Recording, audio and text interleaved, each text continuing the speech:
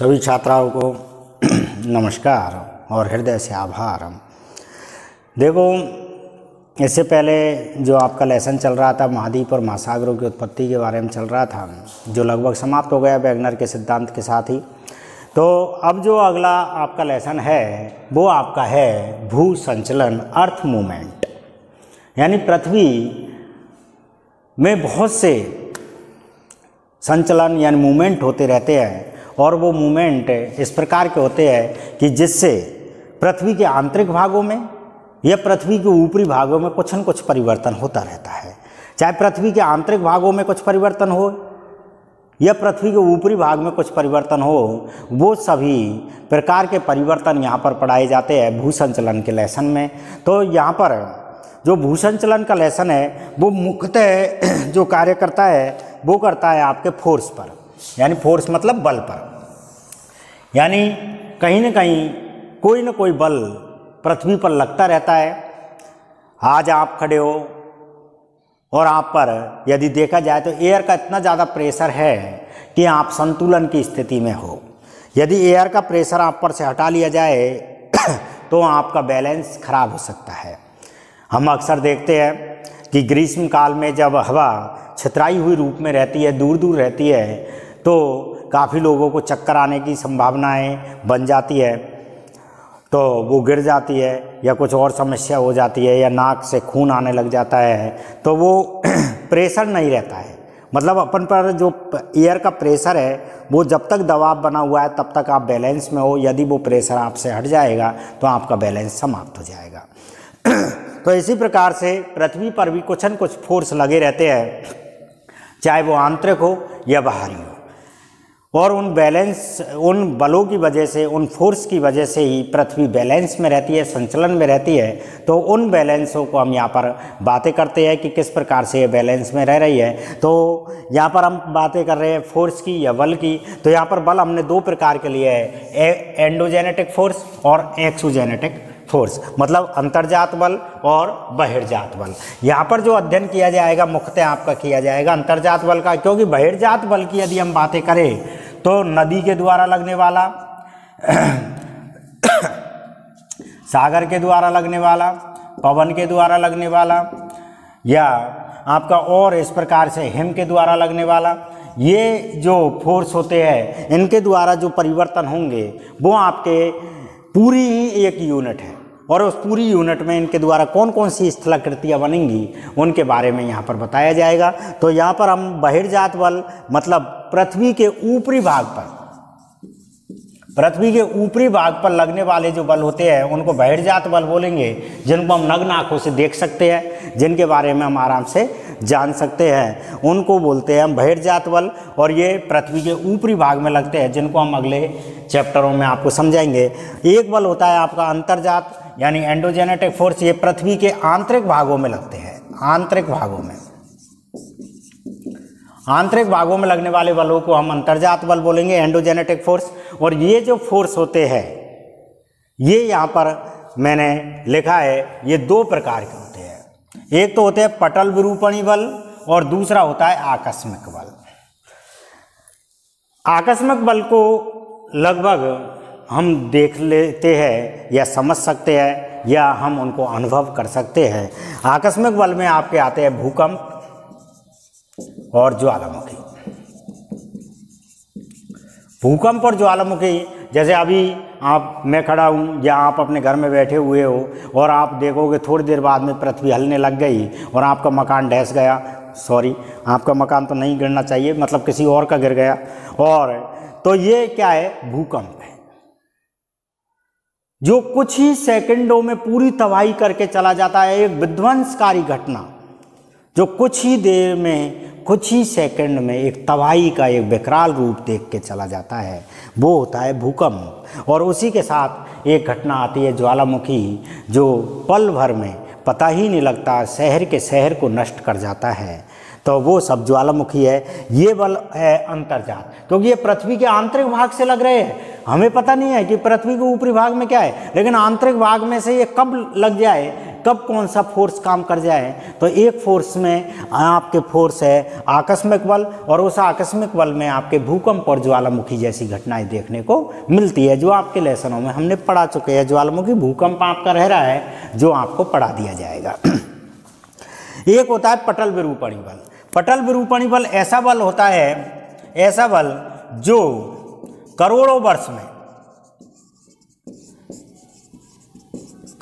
वर्ष लग जाते हैं इस बल को लगते लगते, तब जाके कहीं दिखाई देता है कि ऐसा हुआ था। जैसे यदि मैं आपसे कहूँ कि हिमालय पर्वत की उत्पत्ति कब हुई, तो ना तो आपने देखा, न आपके पापा ने देखा, न आपके बाबा ने देखा, न बाबा के बाबा ने देखा, न उसके बाबा ने देखा, न उसके बाबा ने देखा। मतलब पृथ्वी की उत्पत्ति के साथ ही इनकी प्रक्रियाएं चालू हो गई थी, और आज जाके हमको ये दिखाई दे रहा है। पटल विरूपणी बल ऐसे बल जो बहुत ही धीमी गति से पृथ्वी के आंतरिक भाग में परिवर्तन लाकर और पृथ्वी के धरातल पर प्रकट होते हैं, लेकिन इन बलों को लगने में करोड़ों अरबों वर्ष लग जाते हैं। ऐसे बलों को हम क्या कहते हैं? पटल विरूपणी बल कहते हैं। अब पटल विरूपणी बल को भी यहाँ पर हमने दो भागों में विभाजित किया है। एक है महादेशजनक बल और एक है पर्वत निर्माणकारी बल। महादेशजनक बल और पर्वत निर्माणकारी बल। महादेशजनक बल की यदि हम बातें करें तो अभी इससे पहले जो लेसन था आपका महाद्वीप और महासागर, महाद्वीपों की उत्पत्ति के बारे में समझाने वाला बल को हम महादेशजनक बल कहेंगे। महादेशजनक बल ऐसे बल जो महाद्वीपों की उत्पत्ति के बारे में समझाते हो, वो महादेशजनक बल कहते हैं। तो हम भी जानते हैं कि एशिया महाद्वीप की उत्पत्ति कब हुई थी ये किसी को पता नहीं है, तो इसके बारे में समझाने वाला जो बल है या सिद्धांत है वो महादेशजनक बल के अंतर्गत आएगा। तो महादेशजनक बल कब हुआ, कैसे हुआ, किस प्रकार से, तो वैगनर ने तो बता दिया, लेकिन वैगनर उस समय उत्पन्न तो नहीं हुए कि महाद्वीप की उत्पत्ति हुई एशिया में जब वहीं खड़ा था, ऐसा तो नहीं था। उन्होंने भी कुछ साक्ष्य लेके ऐसा इकट्ठा करके ऐसा मान लिया था कि एक पेन जिया था, एक पेन तलाशा था, टैथिस सागर था, लार एशिया था, गोंडवाना लैंड था, उनके बारे में उन्होंने समझाया था। लेकिन ये महादेशजनक बल है। दूसरा बल है पर्वत निर्माणकारी बल, जो अभी अभी आपको बताया है कि पर्वतों की उत्पत्ति कब हुई, कैसे हुई, किसी को पता नहीं है। हिमालय कब हुआ, अरावली कब हुआ, सतपुड़ा कब हुआ, विंध्याचल कब हुआ, नीलगिरी कब हुआ, किसी को पता नहीं। तो ऐसे बल पटल विरूपणी बल के अंतर्गत आते हैं। इनको दो भागों में बांट दिया गया था, महादेशजनक बल और पर्वत निर्माणकारी बल। ठीक है, अब हम बातें करते हैं कि महादेशजनक बल को भी हमने यहाँ पर दो भागों में विभाजित किया है, ऊपरी मुखी बल और अधोमुखी बल। ऊपरी मुखी बल और अधोमुखी बल। अब देखो ऊपरी मुखी बल की हम बातें करें तो ऊपरी मुखी बल क्या होता है? ऊपरी मुखी बल यहाँ पर उसे कहेंगे जब महाद्वीपों में दो प्रकार का उत्थान हो, यानी उठाव हो, यानी ऊपर की ओर जो उठे, उसे महाद्वीपों में दो प्रकार के उत्थान होते हैं, उसे बोलते हैं हम ऊपरी मुखी बल। और ये दो प्रकार के होते हैं, एक तो होता है उत्थान और एक होता है निर्गमन। उत्थान कैसे कहेंगे? अब इसमें उत्थान की यदि हम बातें करें तो महाद्वीपों में स्थल मंडल के भाग में कोई यदि ऊपर की ओर भाग उठ रहा है तो उसे बोलते उत्थान, और यदि जल मंडल में कोई भाग ऊपर उठ रहा है तो उसे बोलते हैं निर्गमन। ठीक है, दोनों भाग ऊपर उठेंगे ऊपरी मुख में, उत्थान हो या निर्गमन हो। उत्थान में स्थल मंडल का भाग यदि ऊपर उठ रहा है उत्थान होगा, निर्गमन जब जलमंडल का भाग ऊपर उठ रहा है तो निर्गमन होगा। ऊपरी मुखी बल किसका भाग था? महादेशजनक बल का। ऊपरी मुखी बल इसको दो भागों में विभाजित किया था, उत्थान और निर्गमन। उत्थान जो स्थल मंडल का भाग ऊपर उठ रहा है, निर्गमन जो जलमंडल का भाग ऊपर उठ रहा है, ये ऊपरी मुखी बल हो गया। दूसरी बातें कर रहे हैं हम अधोमुखी बल की। अधोमुखी बल में दोनों ही भागों का धसाव होता है, मतलब नीचे की ओर गमन होता है। अवतलन और निमज्जन, ये दो भाग होंगे। अवतलन में जब स्थलमंडल का भाग नीचे की ओर धस जाए तो अवतलन कहलाएगा। निमज्जन जब जलमंडल का भाग नीचे की ओर धस जाए तो निमज्जन कहलाएगा। समझ में आया? फोर्स था, फोर्स को दो भागों में विभाजित किया था, एंडोजेनेटिक फोर्स और एक्सोजेनेटिक फोर्स, अंतर्जात बल और बहिर्जात बल। बहिर्जात बल के बारे में हमने अभी यहाँ पर छोड़ दिया है। अंतर्जात बल को यहाँ पर दो भागों में विभाजित कर दिया गया था, महादेशजनक बल और पर्वत निर्माणकारी बल। महादेशजनक बल को यहाँ पर दो भागों में विभाजित किया था, ऊपरी मुखी बल और अधोमुखी बल। ऊपरी मुखी बल को यहाँ पर दो भागों में विभाजित किया था और अधोमुखी बल को भी यहाँ पर दो भागों में विभाजित किया है, अवतलन और निमज्जन। ऊपरी मुखी बल में दोनों ही भागों में ये भाग ऊपर की ओर उठेंगे, जबकि अधोमुखी भाग में दोनों ही भागों में ये नीचे की ओर धसाव इनमें होगा।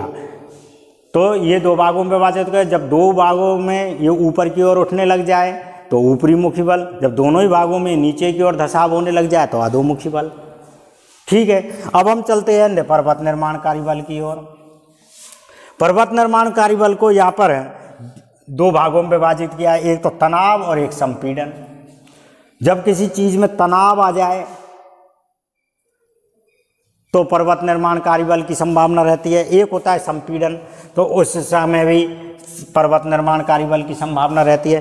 तनाव को भी यहाँ पर दो भागों में है, चटकन और भ्रंशन। जब किसी चीज़ का आप तनाव लेते हो तो या तो चटकन होने लग जाएगी या भ्रंशन होने लग जाएगा, मतलब कहीं ना कहीं दरार आने लग जाएगी। इस प्रकार की दरार होगी और दरार में जब गैप होगा तो इसका जो मलबा है वो बलित होकर ऊपर की ओर उठेगा और पर्वत निर्माणकारी बल की संभावना बन जाती है।